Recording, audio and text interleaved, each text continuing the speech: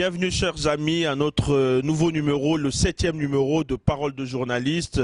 Effectivement, on a eu 2 semaines de battement où quelques obligations nous ont empêchés d'honorer notre rendez-vous dominical. Mais nous voici à nouveau réunis avec Kerwin Maïzo et Roger Bongos dans Parole de journaliste. Merci d'avoir accepté notre invitation.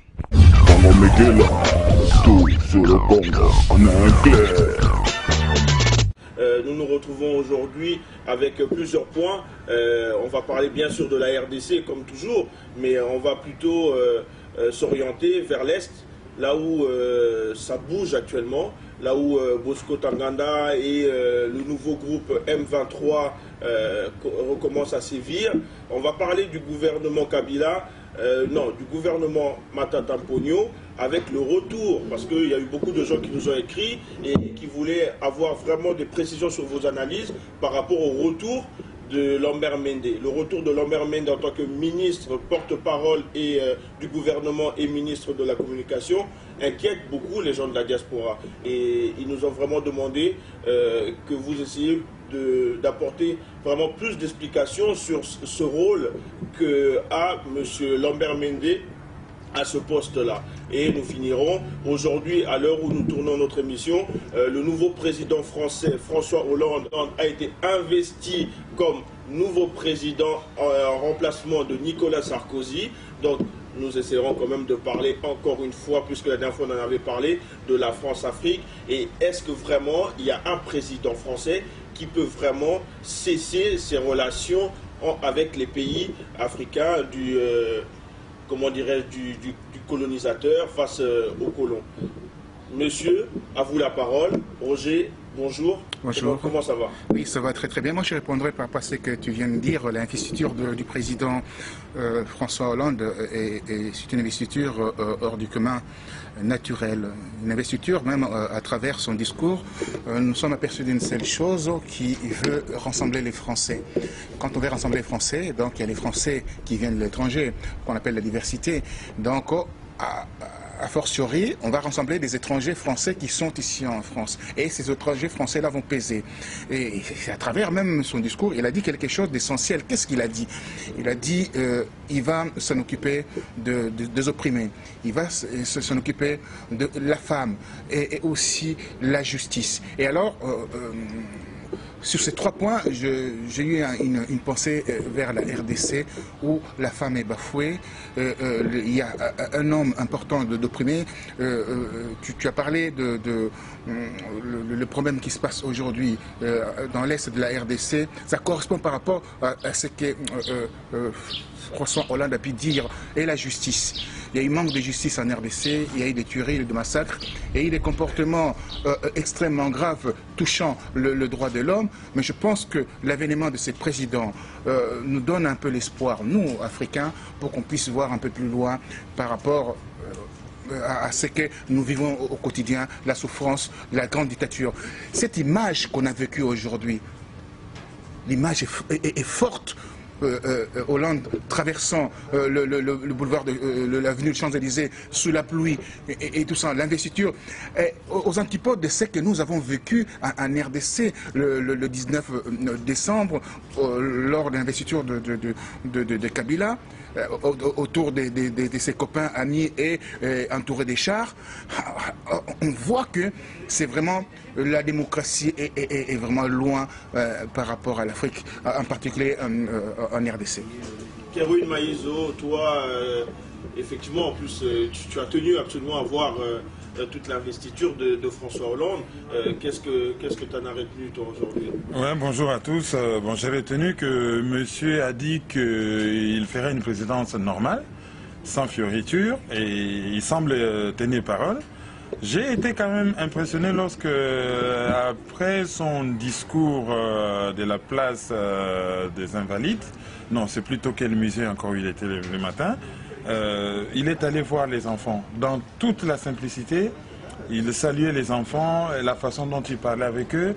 On avait l'image à la fois d'un président sobre, mais d'un père de famille rassurant. Il a un rapport avec ses électeurs, avec ses fans, qui est tellement simple que ça rassure. Mais c'est que cette investiture m'inspire, c'est quoi? C'est que le président de la Cour constitutionnelle de la France a publié les résultats avant l'investiture. Il a donné les résultats pour M. Hollande, il a donné les résultats pour M. Sarkozy, et il a donné les résultats pour tous les bureaux qu'on a annulés pour cause d'irrégularité. Mais lorsque la Cour suprême de la Côte d'Ivoire avait fait la même chose, Nicolas Sarkozy a envoyé des chars en Côte d'Ivoire pour dégager Babo. Mais ici, c'est pour des irrégularités. Si vous regardez dans l'ordonnance, hein, c'est disponible sur Internet. Je ne voudrais pas donner des chiffres approximatifs, mais c'est un peu plus de 2000, je sais pas combien de bureaux, hein, autour de 2800 bureaux qu'on a annulés pour des irrégularités diverses. Annulés. Tandis que dans certains pays africains, quand il y a des irrégularités, c'est non, oui, bon, il y a des irrégularités, mais passez votre chemin, il n'y a rien à voir, quoi. Ça, c'est un parallélisme que je ne puis m'empêcher de faire. Ben après, maintenant, M. Hollande prend le pouvoir. Il paraît, bon, on va voir d'ici ce soir, si c'est Mme Taubira qui va s'occuper du dossier de la région des Grands Lacs. Bon, si c'est elle, c'est à nous de faire beaucoup de lobbying pour que ces dossiers soient traités de façon équitable, puisque Madame fait quand même partie d'un club de l'amitié franco-rwandaise. Donc, quelque part, nous sommes d'emblée favorisés. Je sais que c'est une dame très intelligente, qui sait analyser profondément une situation. Je ne vais pas laisser libre cours à des a priori, mais il y a quand même un a priori défavorable vis-à-vis de Mme Taubira. Il est de notre devoir de faire de telle sorte que ça puisse changer et que dans le traitement du dossier congolais, que les Congolais puissent trouver leur compte. Mais ne soyons pas naïfs, M. Hollande est avant tout le président de la France, tout comme M. Obama est le président des États-Unis. La situation des problèmes congolais viendra des Congolais eux-mêmes, ne comptez sur personne. D'accord. Roger, toi qui est un fin analyste, comme je ne cesse de le dire, mais qui devait même, je te remercie, puisque tu devais assister à l'investiture et que tu nous as accordé ta présence aujourd'hui. Qu'est-ce que tu peux nous dire alors par rapport à la France-Afrique, puisque effectivement Kerwin vient de soulever tout de suite la possibilité qu'il y ait Mme Taubira en gestion du dossier des Grands Lacs, mais est-ce que François Hollande va être le fameux président tant attendu par les Africains pour arrêter cette relation qu'il y a entre la France et les pays francophones en général? Son projet de société et ce projet pour l'Afrique, parce que le développement d'Afrique viendra de la France. Quand on dit l'Afrique francophone, viendra de la France. Et ce développement-là va commencer par réguler les choses démocratiquement dans des pays francophones où la France a la mainmise. Quand je dis la mainmise, c'est péjoratif peut-être parce qu'on a vu quand même cette France-Afrique a beaucoup sévi en Afrique centrale avec les derniers discours de Sarkozy qui disaient voilà le Congo devait partager sa richesse avec le Rwanda, avec ses voisins, ses pays voisins. Mais les discours d'aujourd'hui, pour reprendre encore son discours d'aujourd'hui, nous donnent un petit espoir au niveau des opprimés. En Afrique, il y a un nombre important d'opprimés. Et ces opprimés-là vont avoir fait cause par rapport à cette nouvelle présidence, le quinquennat français. Alors, donc moi je pense que Hollande va complètement jouer au rassembleur. Un rassembleur qui va apporter des solutions en Afrique. Ces solutions-là vont permettre aux Africains qui sont ici de retourner chez eux dans une grande liberté et aussi travailler, parce qu'il y a une matière grise ici. Il faut que cette matière grise retourne en Afrique pour qu'elle soit productive. Et dans la productivité, ça va enlever, ça va complètement enrayer, comme on l'appelle, le fait de chômage ici, le fait aussi des divisions, le fait de France d'en haut, de France d'en bas. Non, le France d'en bas, on le sait, la France d'en bas, on sait que c'est les étrangers. Donc, par définition, le travail de la coopération, le travail de Céline Élysée pour l'Afrique, ça sera un travail de faire de la sorte que les Africains se retrouvent par rapport à ces quinquennats. La cellule Moi, par contre, va toujours exister. Ah, mais c'est justement ce qui ne doit pas exister, puisque la cellule de l'Élysée, excusez-moi d'avoir des termes un peu durs, ça ressemblait à une structure mafieuse. Donc c'est quelque chose qui ne doit pas exister, qui doit disparaître. Okay. Qu'il fasse au moins autre chose. Et puis, oui, c'est vrai. Penser que Hollande va faire quelque chose pour l'Afrique, c'est poser la question justement de qu'est-ce qu'il pèse par rapport aux multinationales français qui sévissent en Afrique. Quel est le poids d'Hollande par rapport à Total? Quel est le poids d'Hollande par rapport à Areva? Quel est le poids d'Hollande par rapport à Bouygues, par rapport à Bolloré, par rapport à Vinci? Kérouine Maïso, est-ce que c'est le poids de François Hollande, citoyen français, ou c'est le poids du président de la République française? Mais justement, le président de la République française a un rapport de force par rapport à certains intérêts dans la République. Tout à fait. Maintenant, c'est la balance penchera de quel côté? Si les multinationales se montraient beaucoup plus puissantes, on connaît que ces multinationales sont sans état d'âme. Donc, ça sera en défaveur des Africains. Mais si le président réussissait à mettre les multinationales au pas, là, le peuple africain peut dire, ouf de soulagement, les taux se desserrent, maintenant nous pouvons jouer dans un partenariat gagnant-gagnant, 50-50, win-win. Voilà, win-win comme on dit. Win-win. Revenons, chers amis, si vous le voulez bien, à l'actualité en RDC. On a vu dernièrement l'armée congolaise être en action au Sud Kivu à la recherche de Bosco Ntaganda. Qu'est-ce que... bon, la dernière fois, on en avait déjà parlé. Bosco doit... Mais il faut en parler, il faut continuer à en parler. Oui, on avait déjà traité. Pour ceux qui n'ont pas suivi, est-ce que vous étiez à peu près tous d'accord que Bosco Ntaganda devait être présenté à la CPI, que l'État congolais devait restructurer son armée pour pouvoir avoir la maîtrise de ses frontières, si on est bien d'accord là-dessus. Mais là, aujourd'hui, il y a une information qui sort où le porte-parole du nouveau gouvernement, Lambert Mende, déclare qu'il n'exclut pas du tout l'idée de présenter Bosco Ntaganda à la CPI, alors que précédemment, on avait cru comprendre que non, c'est la justice congolaise qui devait statuer, mais finalement, ils sont prêts. Bon. Ça balance, quoi. Mende ne dit pas que Bosco Ntaganda sera transféré à la CPI. Il fait la langue de bois, il fait de la langue de bois en utilisant un langage diplomatique en disant qu'il n'est pas exclu. Cela sous-entend qu'il y a aussi d'autres possibilités. Et puis moi, je suis contre le vocabulaire qui consiste à dire on recherche Bosco Ntaganda. Pourquoi on le recherche? C'est un général de l'armée congolaise. C'est un général, on connaît où il habite. On l'a même nommé à Goma. Pourquoi on le recherche? Ils savent où il est. Ils n'ont qu'à l'arrêter. Point barre.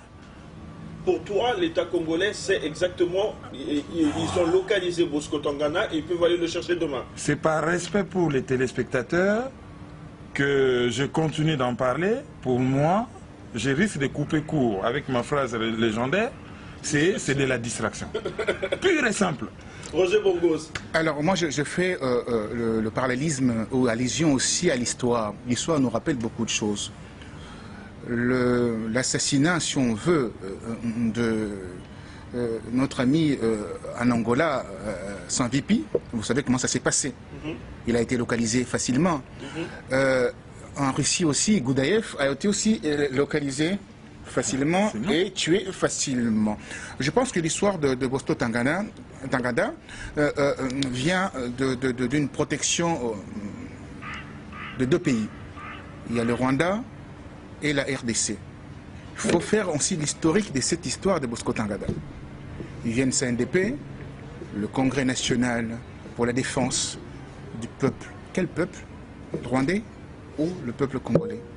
Il faudra s'interroger par rapport d'abord à l'intitulé de ces mouvements qui s'est mis en place. À la fois, il y a eu brassage que tu as parlé tout à l'heure du M23, le M23 2009, où ces gens-là, ces bandits, sont rentrés dans l'armée, brassés et rentrés dans l'armée, et politique aussi congolaise. Donc, quand on voit le M23, ils veulent le reproduire à la même chose, et le même cause produit. Les mêmes effets. Voilà. Alors, c'est ce qu'on est en train de vivre dans l'Est de la RDC. C'est une souffrance terrible pour le peuple congolais. Que dit le Rwanda par rapport à tout cela? La communauté internationale désigne clairement que ces militaires mutins sont de rwandophones, pour ne pas dire des Rwandais. Je dis bien rwandophone, qu'est-ce que ça veut dire rwandophone? Il y a eu des swahilophones, des rwandophones des lingalophones. Ils nous ont ramené des termes qui n'existaient pas auparavant. Aujourd'hui, on est en train de nous ramener des termes qui vont ramener par de fait la partition de la RDC. Les dangers se situent là.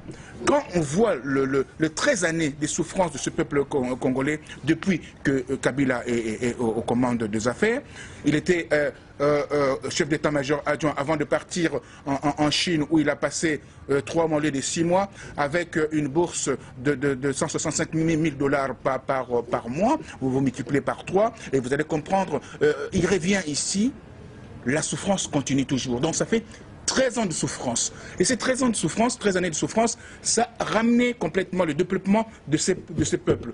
À Kiwanja, il y a 1 700 000 Congolais qui sont réfugiés chez eux. En inverse de cela, on récupère le cheptel, on récupère la population rwandaise qui occupe le sol congolais. Et on voit au Parlement Madame ou Mademoiselle Jeannette Kabila, avec un français approximatif, essaye de parler d'un recensement. Vous savez, le recensement, c'est pourquoi? Pour connaître qui est rwandais, qui ne le parle pas, pour pouvoir, bien entendu, ramener l'autodétermination en RDC. Voilà. Roger Bongos vient de soulever un point, effectivement, qui avait fait beaucoup parler les internautes dernièrement. C'est le fameux discours de la sœur de Joseph Kabila au Parlement congolais à Kinshasa. Et effectivement, elle demandait le recensement. Mais toi, Kerwin Maïzo, toi qui as quand même une certaine formation linguistique, puisque tu étudies les mots, tu présentes des émissions à la radio où tu parles souvent des langues, quand tu vois Jeannette Kabila au micro du Parlement congolais butant sur les mots, qu'est-ce que tu en as pensé? Est-ce que c'est parce que c'est pas une francophone et qui a fait des efforts pour parler français et apprendre son discours, ou ça dénote autre chose? Moi, je pense que ça dénote... si on psychanalysait les discours, on se rendrait compte qu'elle était en train de dire tout haut ce que tout le monde sait déjà par rapport au projet à l'est de la RDC. Et quand on sort ce genre de propos assez lourds, on a des problèmes de conscience. Et il y a des lapsus, il y a des bégaiements. Ça, c'est beaucoup plus... C'est pas dû parce que quand on vient faire un discours au Parlement, même si on n'est pas francophone, on les prépare, on l'écrit et tout ça. Et je ne pense pas qu'elle a des problèmes. Oui, on les relit. Et je ne pense pas qu'elle a des problèmes de lecture. Donc, moi, je pense que c'est beaucoup plus... Elle annonçait des choses quand même assez graves. On sort d'une élection. Avant les élections, il faut un recensement. Pourquoi on doit faire un recensement juste quelques mois après les élections? Et puis parce que pour éviter une explosion démographique à l'Est. Mais il y a eu des millions de morts à l'Est, donc ce territoire s'est vidé. Il y a eu des millions de déplacés, donc le territoire s'est encore vidé. L'explosion démographique qui vient d'où? C'est qu'il y a des populations qui ne sont pas congolaises, qui sont là et qui provoquent une explosion de la population. Et grave encore, pendant qu'elle faisait ses discours, les Pays-Bas sont en train d'organiser une conférence pour parler des frontières à l'est du Congo en 2020. Donc les pays occidentaux ont déjà décidé qu'en 2020, plus de RDC.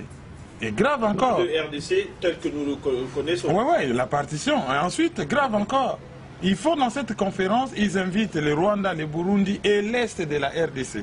Est-ce que l'est de la RDC est un pays?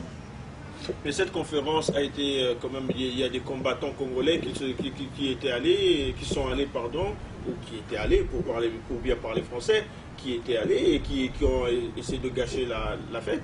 Oui, ils ont essayé de gâcher la fête. Mais qui aurait élevé la voix? Ce n'est pas le gouvernement de Kinshasa? Faites ce genre de déclarations par rapport à un pays respectable. Ça sera un incident diplomatique, alors l'ambassadeur des Pays-Bas doit être convoqué. L'ambassadeur de la RDC dans le Benelux, à la rigueur, doit cesser de s'occuper des affaires entre la RDC et les Pays-Bas. Imaginez-vous un seul instant, pendant la Deuxième Guerre mondiale, au niveau du fleuve Oder-Neisse, entre la Pologne et l'Allemagne, il y a eu déplacement de la frontière.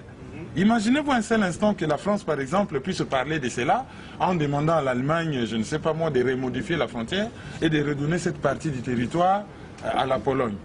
Mais croyez-moi, ça sera des incidents diplomatiques comme pas possible. Mais chez nous, ça se passe dans le silence absolu. Et ce qui m'étonne, c'est que la population de Kinshasa, ces gens, Roger Bongos, s'en fout. depuis longtemps, tu nous parles, et les internautes qui te suivent savent, tu soulèves souvent ce problème de la balkanisation de la RDC.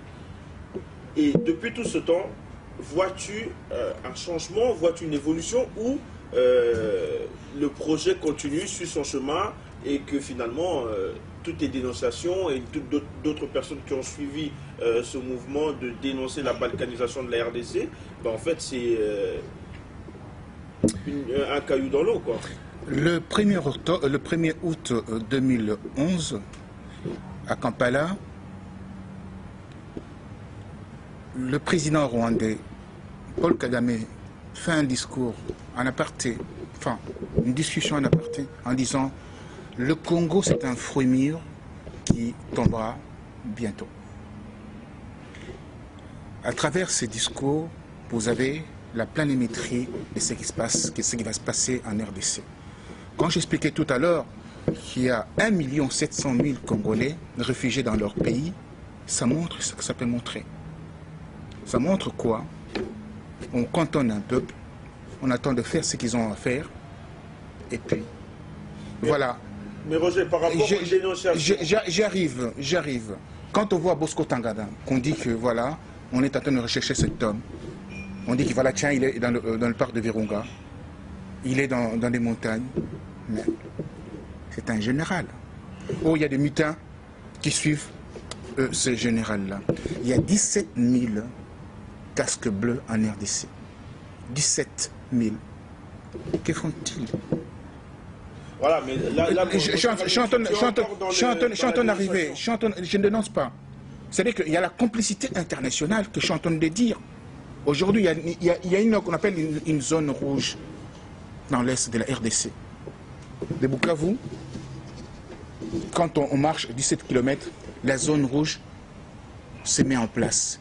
Et cette zone rouge, la MONUC ne pénètre pas dans cette zone. 210 ONG qui sont dans la RDC, dans l'est de la RDC, ne pénètrent pas dans cette zone. Qui pénètre dans cette zone? Qui est responsable de cette zone? On voit les drapeaux rwandais, on voit les Rwandais. Les militaires qui sont à l'intérieur parlent Kinyarwanda. Qu'est-ce que cela veut dire? Ça veut dire que le Congo n'est plus légitime dans cette zone. Le Congo n'a plus lieu d'être dans cette zone. Donc, par essence même, par définition même, cette zone est déjà partie. Mais maintenant, c'est à nous de faire un forcing, de faire un travail patriotique, de faire ce qu'on doit faire pour pouvoir récupérer cette zone. Parce que quand Kerwin parle de cette assemblée aux Pays-Bas, ça montre quoi? Ça montre qu'on est en train de nous préparer pour dire que voilà, nous allons nous retrouver avec un deuxième Jouba, donc le Soudan du Sud en RDC. Et le Soudan, ça a commencé comme ça, l'autodétermination, ça a commencé sur ce principe-là. Rédacteur d'Afrique Rédaction, oui. Ça fait plus de 2 ans que moi je lis votre site, et je vois beaucoup ce type d'articles parlant de la balkanisation. J'ai vu vos vidéos, j'ai vu vos actions. Maintenant, moi, je vous demande, par rapport à ces 2 dernières années, qu'est-ce que vous pensez de ce combat que vous menez pour dénoncer et signaler aux Congolais, à vos lecteurs, qu'il y a un projet de balkanisation qui se met en place en RDC? Alors, je vais vous répondre clairement. Il y a eu 2 observateurs. Une, je ne veux pas citer son nom parce qu'elle fait partie de ces conglomérats ou agglomérats de gens qui veulent balkaniser la RDC, Madame Clinton, pour ne pas citer son nom. Quand elle est partie dans l'Est de la RDC, qu'est-ce qu'elle a dit clairement? Elle a dit, ce que j'ai vu, c'est effroyable. Même son mari qui a organisé tout ça, c'est pour ça que je ne veux pas trop rentrer dans ces détails-là. Mais la deuxième personne, qui était secrétaire d'État, ici, en France, Madame Ramayad, oui. Elle part dans l'Est de la RDC. Elle débarque à Kinshasa, elle voit un contraste incroyable. Elle dit, est-ce que je me trouve dans un seul pays ou je suis dans un autre pays? Il y a un drame terrible qui se vit dans l'Est de la RDC. J'arrive. Vous allez comprendre simplement. Ici à Paris, enfin à Kinshasa, les gens s'amusent. Cela veut dire quoi? La communication est confisquée. On va arriver sur l'histoire de Mende et avec les autres. La communication est confisquée. Les Congolais ne doivent rien savoir de tout ce qui se passe dans l'est de la RDC, le drame qui sévit la RDC. Donc il faut museler la presse, museler le poste de télécommunication. C'est pour ça qu'ils ont, remis en place encore, ces deux ministres sont encore en place. La raison pour laquelle, pour dire simplement, donc on est arrivé presque à la fin de cette balkanisation de la RDC. Oui, mais moi je voudrais qu'on ait une analyse, Kerwin, tu peux peut-être nous aider. Il y a, si j'ai bien compris, puisque une fois tu avais déjà diffusé tes chiffres d'Afrique Rédaction, Afrique Rédaction fait à peu près 30 à 45 000 lecteurs par mois. Par jour. Par jour. Encore mieux, par jour. Par jour, j'ai 1 200 000 visites par mois. 1 200 000 visiteurs par mois. Ouais. Vous vous en rendez compte? Donc, je veux bien que les gens à Kinshasa n'aient pas l'information, mais en Occident ici, les gens ont l'information. Ok? Que font-ils? Alors moi, je ne vais pas voir l'orgueil de l'auteur, dire que voilà, le combat est devenu ce qu'il est devenu aujourd'hui grâce à l'Afrique Rédaction, grâce à Roger Mongos. J'ai contribué fortement. Pour dire simplement, il y a eu ce qu'on appelle un éveil de conscience par rapport à cela. Mais est-ce cet éveil de conscience... Parce qu'il faut faire ces combats. Ici, en termes de lobbying en France, on n'est pas fort en lobbying. On est fort en bruit, en commérage, en polémique, mais travailler dans la douceur, comme on dit, avec la diplomatie souterraine, on n'est pas encore prêt à cela. Mais les Congolais sont en train d'arriver, mais le temps nous rattrape parce qu'on n'a plus de temps aujourd'hui par rapport à ce qui se passe dans l'est de la RDC. La souffrance, elle est grande, la partition va bon train. Et là, on va se retrouver, le pays, le bec dans l'eau, avec la gueule de bois, le lendemain de partition de la RDC. Je dis, Kabila est là depuis 13 ans.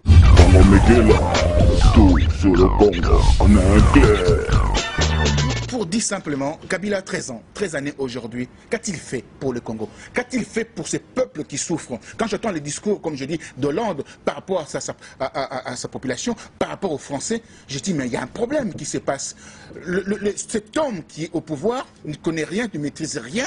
Et aujourd'hui, le Congo est victime d'une souffrance terrible, plus de 7 millions de morts et de 2 300 000 femmes violées. Et le pays est en train de partir. On est en train de dire que la FARDC est en train de bombarder l'Est. Et bombarde qui? Bombarde de Saint-Pangé qui sont de là-bas, de Bonobo? Kerwin Maïso, Roger Mongos, on sent beaucoup de colère. Mais non, mais voilà j'ai très mal dormi avec cette histoire de la RDC. J'ai très mal dormi. Je fais des cauchemars terribles. Tu sais, c'est mon pays, c'est mon sang, mon nombril. Je ne veux pas rentrer dans le sentiment ou rentrer dans l'émotionnel. Parce que quand on a l'émotion, on perd complètement l'analyse. Voilà. Je ne veux pas rentrer dans ça. Mais je dis, c'est mon pays, c'est ma terre, il faut protéger cette terre. Restons dans l'analyse, comme tu viens de dire, Kerwin Maïso. La dernière fois, j'ai reçu, dans le cadre de l'émission que tu présentes également, Droit de citer, Anissé Mobé. Et Anissé Mobé essayait de nous expliquer, en quelque sorte, le lobbying. Qu'est-ce que c'était que faire du lobbying? Souvent, on a, les Congolais, même vous avez déjà à plusieurs reprises utilisé ce mot, ces qualificatifs, il faut faire du lobbying, le lobbying. Mais je l'avais demandé à lui, et je vous demande à vous, et je donnerai la parole à Kerwin, de nous expliquer, le plus simplement possible, qu'est-ce que c'est que des actions lobbyistes? Voilà, mais ça vient du mot anglais lobby. Lobby, c'est des groupes d'intérêt. Autour de chaque pouvoir, il y a toujours des groupes d'intérêt. Il y a des gens qui gravitent autour des pouvoirs et qui défendent certains intérêts. Ces personnes-là, c'est des lobbies. Alors, faire du lobbying, c'est le fait d'aller auprès de ces groupes d'intérêt et d'influencer leurs décisions.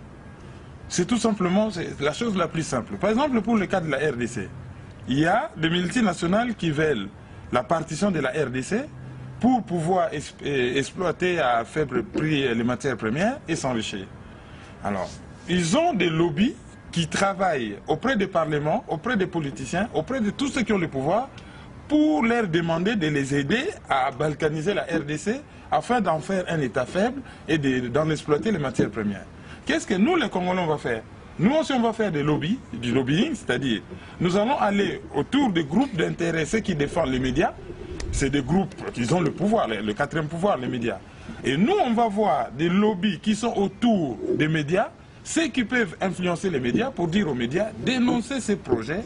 Une fois ces projets dénoncés, connus, ça va agir sur les opinions publiques. Et une fois l'opinion publique orientée dans un certain sens, on pourra empêcher ces projets de balkanisation. Donc, lobby, c'est groupe d'intérêt.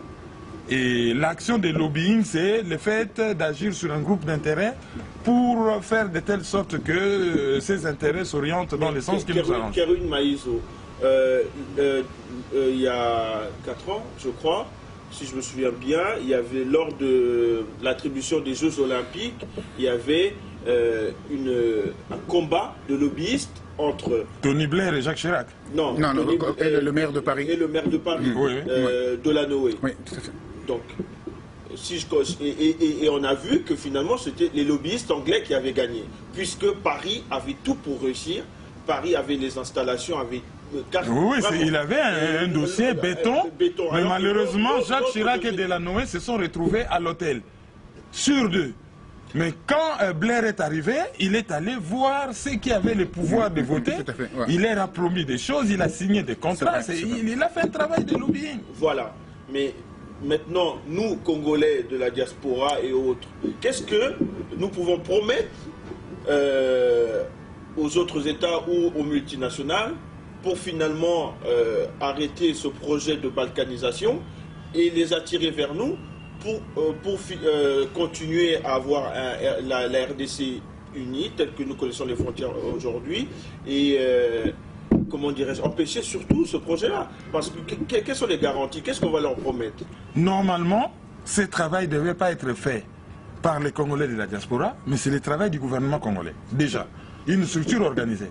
Et ce gouvernement a beaucoup de choses à proposer. Un code des investissements avantagé. La sécurité... Non, ça c'est pas un bon code. La sécurité de l'investissement.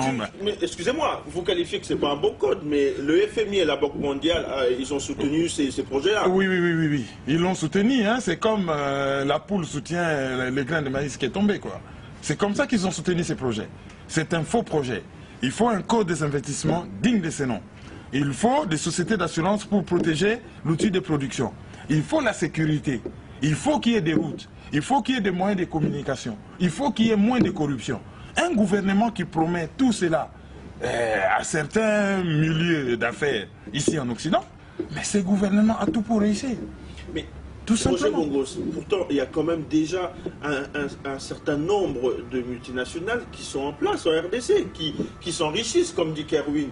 Pourquoi alors insister jusqu'à amener une séparation, une division de la RDC? Pourquoi aller si loin, puisqu'ils sont déjà là et qui font du business là? Ben alors, il y a un anthropologue rwandais qui vit en Angleterre, a fait une étude qui porte même le même nom que l'ancien président qui a été assassiné par le président qui est en place.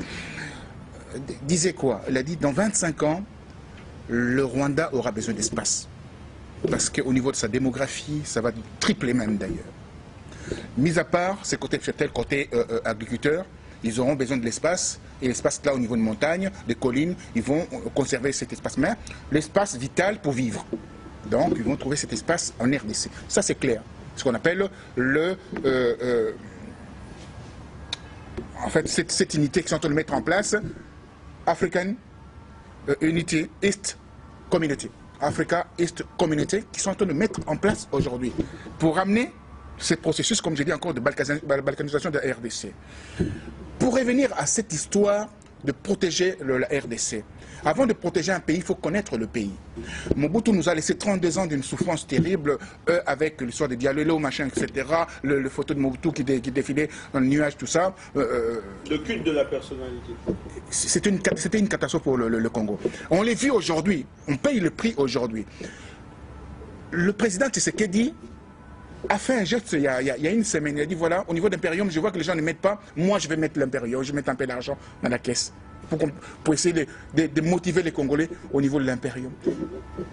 Dis-moi, combien, toi, Congolais, les Congolais qui sont tous dans la diaspora, 7 millions de Congolais, quels est les Congolais puissent prévaloir dire que voilà, moi j'ai mis 10 000 $, j'ai mis 1 000 $ pour qu'on puisse sauver cet État? Aucun. Les Congolais réagissent toujours en dernière minute. C'est des gens émotionnels, passionnels. Or, dans la passion, on ne peut rien faire. Le Rwandais froid. Le Rwanda, tu peux tuer sa femme, là, il le regarde, mais il répondra quelques années plus tard, et tu tueras toi et toute ta famille et tout le monde, comme l'a pu faire avec le 98, quand on commençait à tirer sur le Rwanda, Mayanjili, et ils ont dit, vous allez voir dans quelques années. Et là, quelques années, là, on a vu ce qu'on a pu voir. Pour montrer, pour terminer, le Rwanda, il y a une vingtaine d'années, faisait déjà, le Rwandais faisait déjà une cotisation tous les jeudis, que ce soit la Belgique, la diaspora, etc., pour amener, pour acheter des machettes, pour créer ces génocides qu'ils ont créés aujourd'hui. Alors ça montre que nous, les Congolais, on n'est pas patriotiques. On n'est pas du tout patriotiques. Oui, mais moi, je voulais savoir, je reformule ma question. Excusez-moi, vous avez compris. Pourquoi est-ce que les multinationales font déjà des affaires? Ils sont déjà là. Oui, mais je vais vous expliquer.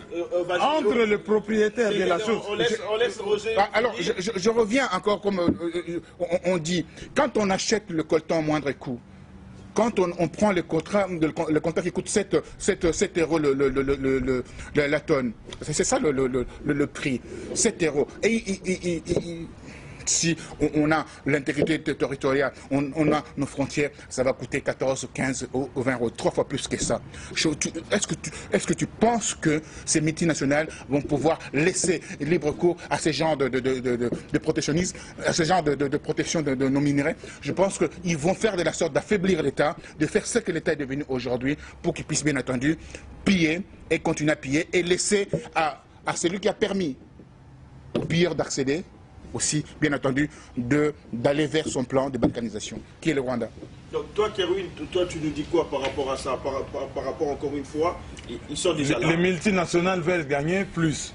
Entre les Congolais propriétaires du bien, qui va fixer certaines règles, et le Rwandais, qui n'est pas propriétaire du bien, qui va fixer le prix le plus bas, les multinationales iront vers celui qui offre le mieux. Parce que le prix, c'est 7 à 8 euros la tonne. Voilà. Sur la place de Londres, c'est à peu près 1150 euros la tonne. Vous voyez la différence déjà. Ben, avec un gouvernement responsable au Congo, ça sera peut-être 300 euros la tonne. Voilà. Alors, entre 300 euros la tonne et 8 euros la tonne, actuellement, les multinationales choisissent. Nous connaissons beaucoup de pays qui ont la gestion de leurs frontières, qui ont la gestion de leurs ressources, aussi bien pétrole que or et autres. Pourtant, ils ne peuvent toujours pas jouer sur les prix de vente de leurs matières premières. Non, mais ça, c'est la loi de l'offre et de la demande.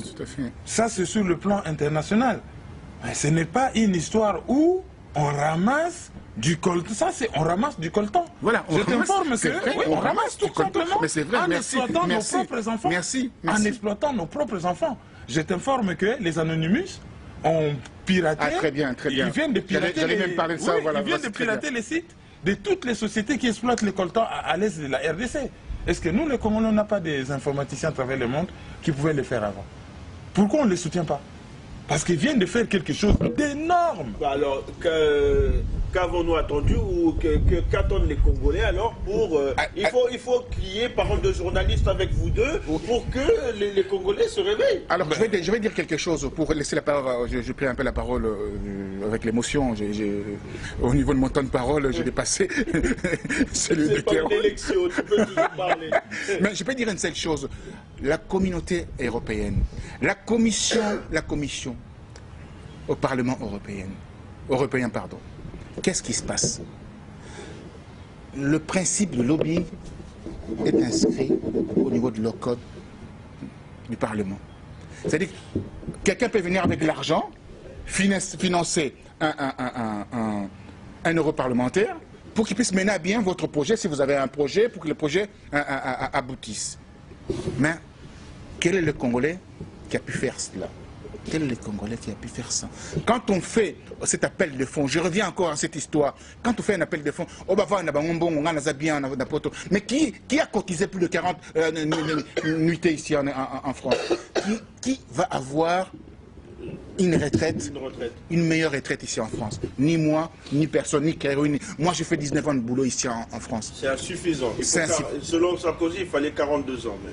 Et alors, qui peut se prévaloir, dire que voilà... Sans compter les chômages. Hein. Qui peut dire aujourd'hui que voilà, j'aurai une garantie dans 10 ans, dans 20 années ici dans ce pays? Alors, essayez de reconstruire la RDC. La souffrance de la RDC, c'est pas seulement d'avoir une bonne retraite, mais c'est d'assurer l'avenir de nos enfants. Nos enfants qui viennent ici de la deuxième génération n'ont plus d'identité, ont perdu leur identité. Pourquoi? Parce que le parent qui nous sommes, nous avons délaissé cette Je veux rebondir, Roger, par rapport à ce que tu viens de dire, par rapport à, comment dirais-je, à l'identité, à la retraite et autres, et noter quelque chose qui va vous permettre de réagir.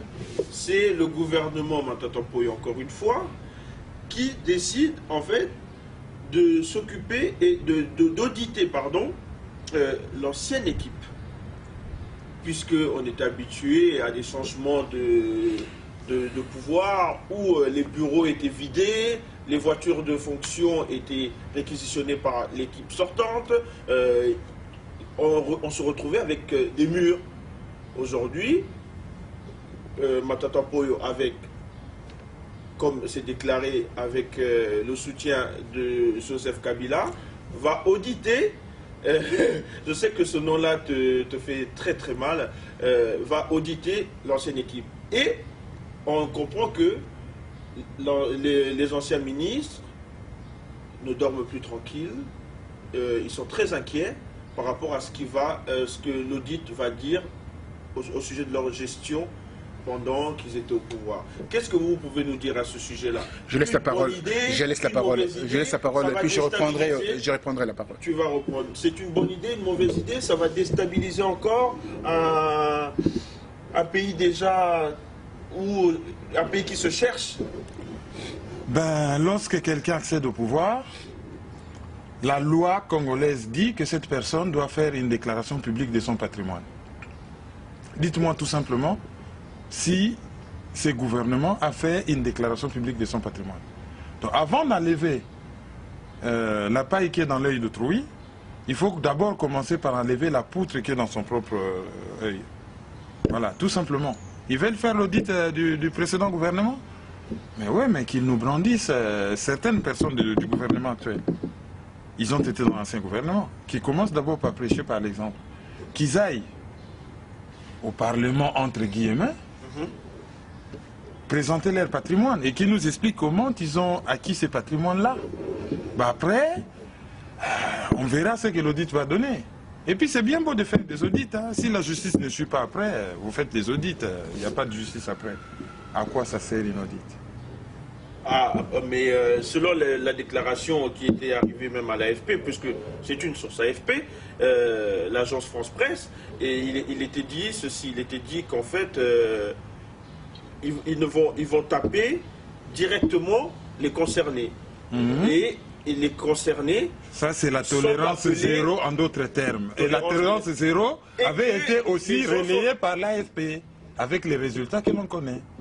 Donc il n'y a pas de tolérance zéro. S'il y avait de tolérance zéro, M. Ngoï Moulounda serait déjà en prison pour avoir triché aux élections, pour avoir favorisé la tricherie. Roger, toi comme moi qui travaille avec des sources AFP, qu'est-ce que tu peux nous dire alors à ce sujet? Alors, je peux dire une seule chose. Rappelez-vous ce que j'avais dit lors de précédentes émissions. J'ai dit il faut auditer la primature. Commencer d'abord à arrêter Monzitou. Hein? Rappelez-vous. Voilà, donc je pense que ma voix a été attendue, mais où, chez qui et pour qui? Il y a une seule chose que aussi, j'ai suivi la déclaration du GED, le journaliste en Angers, qui fait cette recommandation auprès du Parlement, que les députés devaient déclarer d'abord leurs biens avant d'assumer leur rôle, leur travail de parlementaire. Ça c'est un fait, ça vient, ça coule de source comme on dit, et ça vient d'un pays démocratiquement conservé et établi. Ça c'est des règles démocratiques. Mais Matata Npoyo, il était quand même directeur d'une banque de BCC. Okay. Il travaillait. Mais qu'a-t-il laissé là-bas? Il a laissé des trous comme de puits sans fond. Il a volé avec sa maîtresse qui habite à Lungwala. Ça n'engage que toi. Ça n'engage la réalité et les éléments qui sont clairs. Sa famille vit aujourd'hui où? Aux États-Unis, non? Toute sa famille est aux États-Unis, avec des grands appartements. Qu'a-t-il fait pour pouvoir avoir tous ces patrimoines? Aujourd'hui, il veut régler ses comptes avec le patron, le gouverneur de la Banque centrale. Vous savez pourquoi? Parce qu'il y a une guerre interne par rapport au vol qu'il y a eu et de leur incompétence. Qu'est-ce qu'il va régler? Il va mettre son cousin, son ami, son protégé au niveau des impôts. Au niveau de bien entendu, là où il y a le beau-frère de Kabila, hein, le frère de première femme de Kabila qui est aux États-Unis avec 2 enfants, n'arrive pas à toucher cet endroit où on brasse des milliards en RDC. Cela montre quoi? Ça montre, je ne vais pas rentrer dans les détails de polémique, mais cela montre que le pays est complètement instable. Quand on prend le pouvoir, on met ses copains et ses copains volent. Et cet audit ne donnera absolument rien parce que tout le monde vole. Rappelez-vous cette histoire de la conférence nationale par rapport au bien mal acquis. Comment ça s'est terminé cette affaire? Parce que tellement tout le monde était mêlé dans cette affaire. Après, Moussa Kabila il a dit non, laissez tomber parce que ça va encore remuer encore beaucoup de choses. Répartons à zéro. Mais on a spolié le bien de l'État et des immeubles de l'État avec cette histoire. Donc je ne crois pas à cet audit. L'audit doit être fait par des gens intègres. Or, ces gens ne sont pas intègres. Okay. Donc l'audit pour vous, c'est encore, comme dit Kerwin Maïso, une distraction. Grande distraction. Ok, mais comme l'a si bien dit Roger, il y a le GID, donc l'association des journalistes, qui sont extrêmement inquiets et ils avaient demandé, bien avant la nomination du gouvernement actuel, ils avaient demandé au président Kabila la suppression du ministère de la Communication, le fameux ministère de la Presse et Communication. De la Presse et Communication. Via les réseaux sociaux également, on a eu cette question pour savoir, comment dirais-je, pourquoi Lambert Mende a été reconduit et ce ministère a été maintenu. Et la dernière fois, vous avez survolé la question en expliquant brièvement que c'était une manière de... Disons, dans un État démocratique, on ne doit pas avoir ce genre de ministère. Parce qu'on a une structure qui gère la régulation des médias. C'est ça, par exemple, au Congo, ce qu'on appelle en France le Conseil supérieur de l'audiovisuel. Okay. Donc, comme on a un Conseil supérieur de l'audiovisuel pour gérer les fréquences, la régulation des médias, et toutes les questions y afférentes, je trouve anormal qu'il y ait encore un ministère. Ce ministère-là, c'est le propre des pays antidémocratiques, parce qu'il a pour rôle de contrôler l'information, en fait, ou de faire de la désinformation. Donc, avoir un porte-parole du gouvernement, normal. Mais avoir un ministère de la Presse et Communication, ce n'est pas normal, puisque ça fait doublon avec les CESAC. Donc, c'est antidémocratique, c'est quelque chose qui ne devait pas exister. Et après, bon, pour le poste, on a mis quelqu'un de très compétent. Hein. Donc, comment, Roger... pour ce genre de poste, justement, il est compétent. Oui, mais quel est le rôle précis alors de Lambert Mende? Alors le rôle est simple. Étouffer l'actualité, c'est quoi? Oui, mais le rôle est simple. Mais c'est le rôle de ces ministères dans tous les pays antidémocratiques, c'est gérer l'information, contrôler l'information, et on met dans ces postes des gens généralement très compétents. Aux États-Unis, ils avaient McCarthy. Hein. Il avait joué le même rôle. Et lui, c'était pire que le monsieur que vous citez. Hein. Il était pire, McCarthy. Le monsieur, il ne veut même pas citer son nom. Oui, alors moi je reviens par rapport à cette affaire qui montre que voilà, on est en train de vivre dans une république bananière. La vraie république bananière ou la république de l'occupation. Parce que quand on parle de l'occupation, on regarde le Troisième Reich. On a vu comment la presse a été confisquée, comment la presse a été traitée. Comment la presse traitait les citoyens, traitait les informations. Comment brûler même les livres d'ailleurs, hein, sur la place publique. On voit pardonnez-moi, on va couper. J'ai ton entour. Roger a du mal, il va se reprendre. Alors non, je il est de retour. Non, mais bon, il y avait quelque chose qui passait pas bien. Alors, on revient aussi à l'occupation ici, quand il y a eu l'occupation ici en France. Comment on a confisqué le pouvoir de la presse.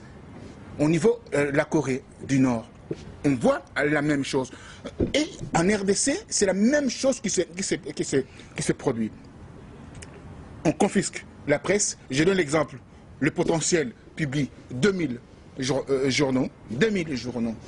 C'est pour les élites. Oui. C'est pas pour de tout le peuple. Oh, non. C'est pas pour quelqu'un qui habite Kimbasseke ou bien qui habite... Le potentiel, vous le verrez que à la Gombe, c'est vendu. Voilà, à la Gombe. très bien. Alors, les bonnes informations sont données au niveau de ce journal. Quoique ça vient de Mutinga, qu'on connaît comment il a eu son poste de sénateur.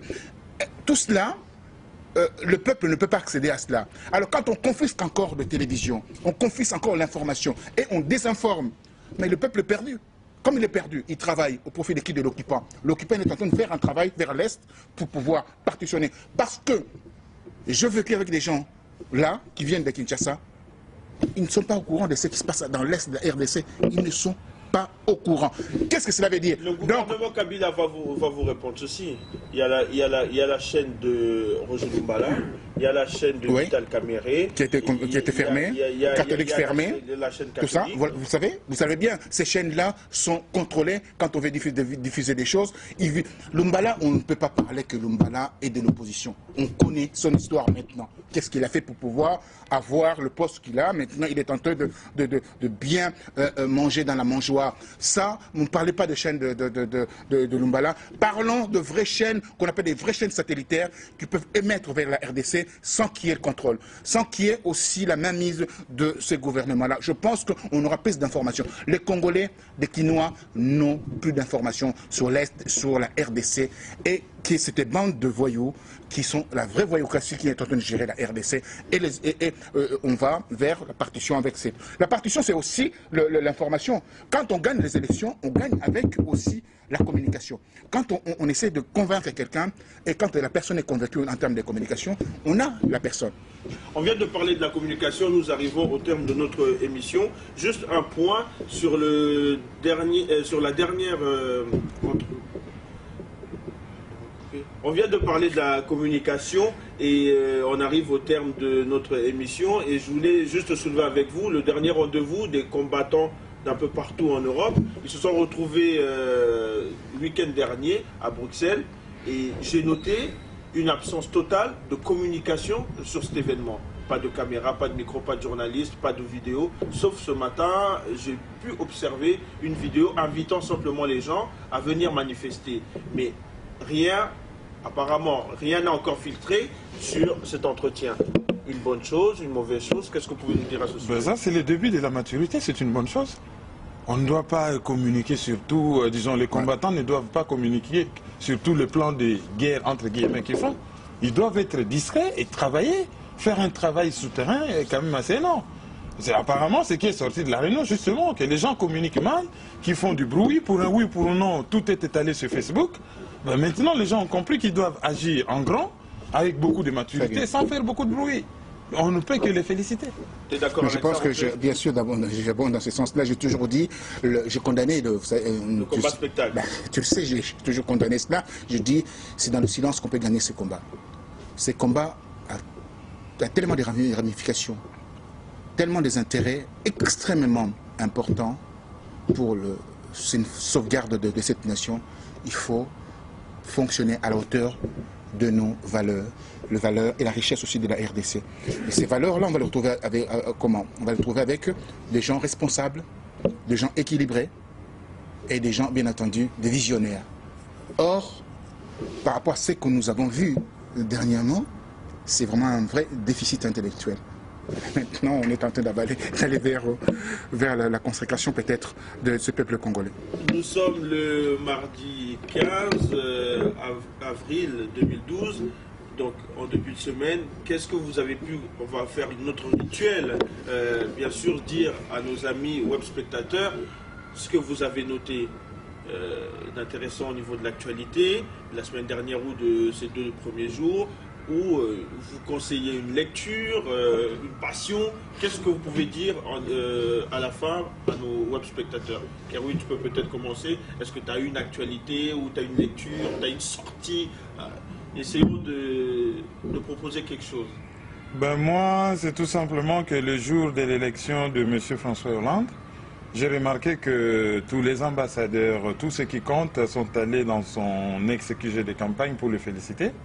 Mais pendant ce temps, j'ai vu à la télé M. Ouattara qui est allé chez Sarkozy L'image, c'était vraiment pathétique. Hein. Il y en a un qui était fatigué, qui avait des cernes aux yeux. Il y en a un autre qui clignait des yeux. C'était vraiment bizarre, quoi. Qu'est-ce que ça veut dire? Il y a peut-être des Ivoiriens qui nous regardent. Ben oui, ça veut dire que tu m'as mis au pouvoir. Maintenant que tu pars, qu'est-ce que je deviens? S'il n'a pas gagné aux élections. Mais il est peut-être venu introduire un nouveau CV avec une ligne de président de la République pour François Hollande. Oui, ben il aurait dû commencer par aller le voir. Au lieu de voir celui qui vient de perdre les élections. Il a toujours été sponsorisé apparemment. Ben oui, son action politique, c'est... Il donne l'impression d'être quelqu'un qui tire sa légitimité de l'étranger. La Côte d'Ivoire va vivre ce que nous on vit, hein. C'était le Soudan.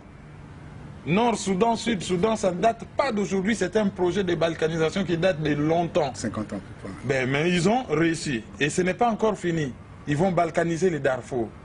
Ça se poursuit. Et après, ils vont éclater la RDC. Les prochains sur la liste. Pas le Sahel avec le Mali et autres. Oui, le Mali, ça a déjà commencé. Ils vont scinder la Côte d'Ivoire entre le nord et le sud parce qu'on nous disait au nord. En Côte d'Ivoire, on parlait du nord. Les gens du nord. Voilà, et le nord, c'est le nord de la Côte d'Ivoire ou un certain pays au nord de la Côte d'Ivoire. Ça, on ne précisait pas beaucoup. Hein. C'était seulement le nord. En désordre, le nord. Et c'est comme ça. Ils ont décidé de redessiner la carte de l'Afrique. C'est ce qu'ils essaient de faire. Nous devons dire non. Nous, les jeunes Africains, dire non, niet. Et que l'Afrique du Sud arrête ce qu'elle est en train de faire. Elle n'a qu'à choisir son camp. Ou c'est les pions de l'Occident en Afrique, ou c'est un pays africain. Vraiment, il est temps qu'ils choisissent leur camp. Roger Bongos. Pour moi, je vais rester sur la même lignée, hein, les élections en France, mais avec quelques pensées, quelques déclinaisons. Alors, le 6 mai, nous avons à la télévision à 20h le président élu, François Hollande. J'étais l'un des journalistes congolais accrédité à cet événement. D'ailleurs, on t'a vu derrière Ségolène Royal. Très bien. Alors, qu'est-ce qui s'est passé? Je vois aucun Congolais. L'entrée, deuxième entrée, parce que la rue Solferino, il y a des entrées où il y a des bureaux, etc. Première entrée, il y avait une assemblée pour le Mali. Et il y avait de multitudes d'intervenants. Et il n'y avait aucun Congolais parlant des crises en Afrique. Aucun Congolais.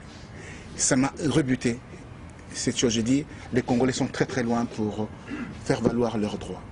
Alors, sortant de là, nous partons à la place de la Bastille, où le peuple est parti demander son pain. L'impératrice Marie-Antoinette dira: il n'y a pas de pain, manger de brioche. Donc, pour se moquer de la population.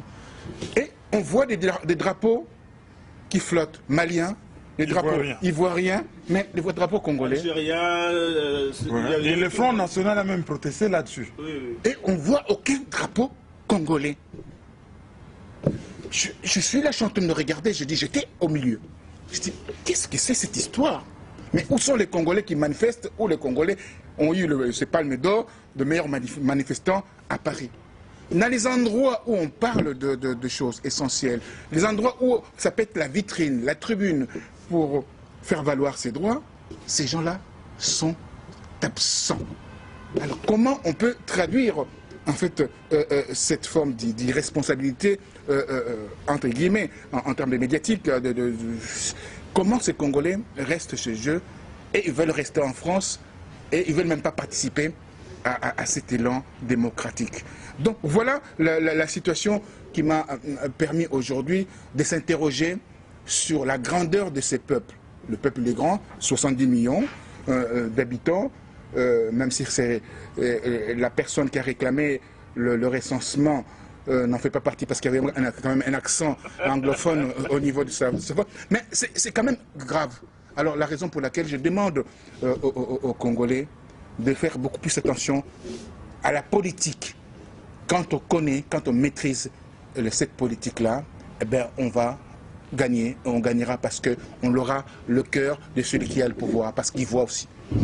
Merci beaucoup, chers amis, d'avoir suivi Parole de journaliste. Merci encore une fois à Kerwin Maïzo et à Roger Bongos de toujours accepter nos invitations. Je vous souhaite une bonne soirée, une bonne journée. À bientôt. Au revoir. Au revoir vous.